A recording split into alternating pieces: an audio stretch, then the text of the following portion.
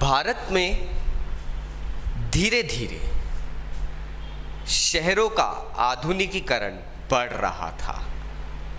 People actually swarmed to cities because they had much more occupational opportunities in the growing, emerging new cities, my friends. Good morning, good afternoon, good evening.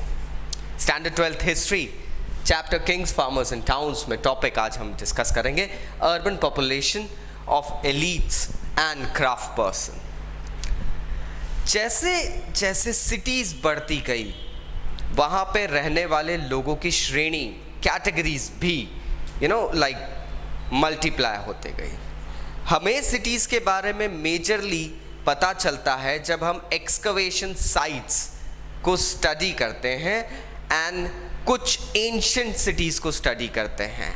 एक trend उस वक्त चला था दोस्तों.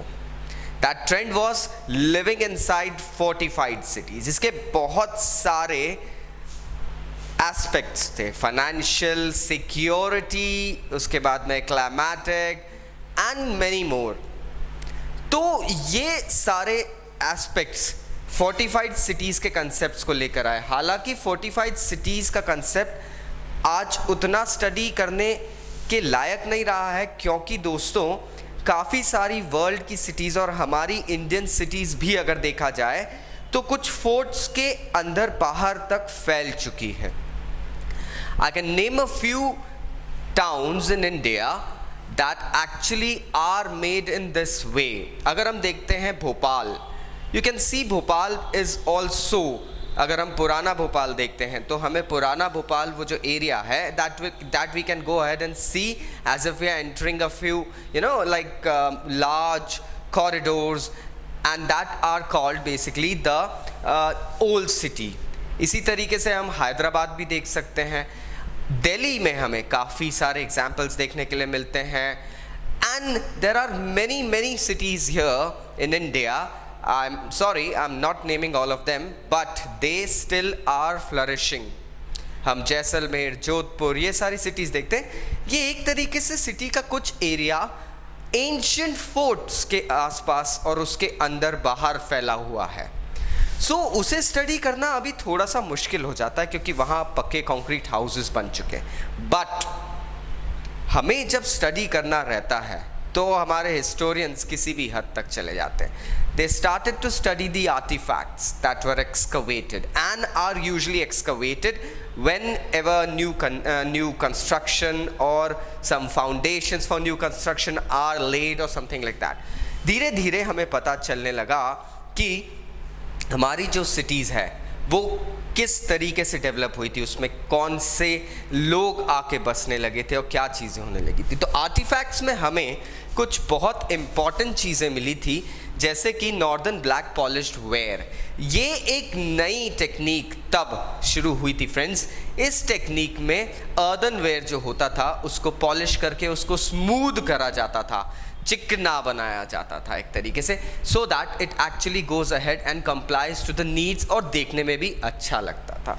इसके अलावा हमें बहुत सारे ऑर्नामेंट्स, टूल्स, वेपन्स, फिगरीन्स मिले हैं उस टाइम एरा पीरियड के, जो कि काफ़ी एलीट कह सकते हैं मटेरियल से डेवलप किए गए थे. Now these were some of materials that आज भी हम लोग उसको एलीट समझते हैं. We are talking about gold, silver, ivory, glass, terracotta and then copper. ये चीज़ें यूजुअली गाँव में रहने वाले, यूजुअली एक निचले तबके में रहने वाले लोगों की पहुंच से थोड़ा परे होती है. लेकिन ये चीज़ें उस सेंचुरी में, we are talking about 2nd century BCE, हम 600 सेंचुरी BCE से लेके 600 सिरसा तक हम लोग ले रहे हैं. बट यहाँ एक चीज़ समझने में बहुत ज़रूरी है कि उस पीरियड में भी इन वैल्यूएबल मेटल्स का यूज़ जो हो रहा था, that was actually showing the prosperity of people living in the cities. हमें शहरों में रहने वाले लोगों के बारे में भी पता चलता है.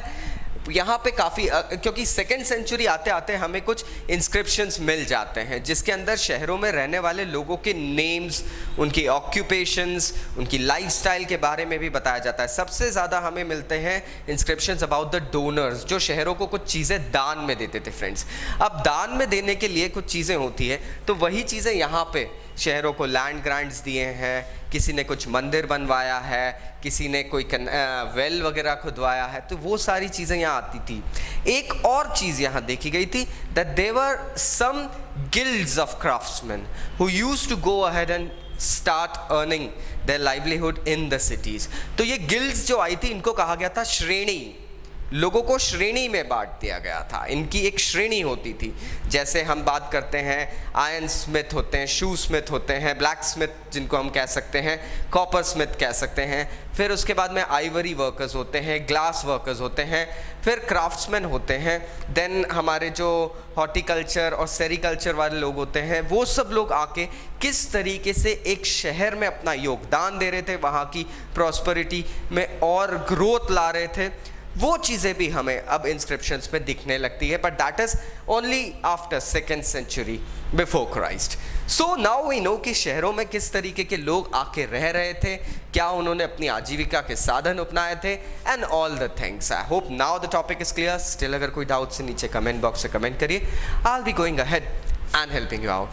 I'll let you know, my friends, that I've started successfully taking some online sessions and I really have some good students with me. So please, if you're interested, go ahead and join me at the cell numbers provided below. Take care.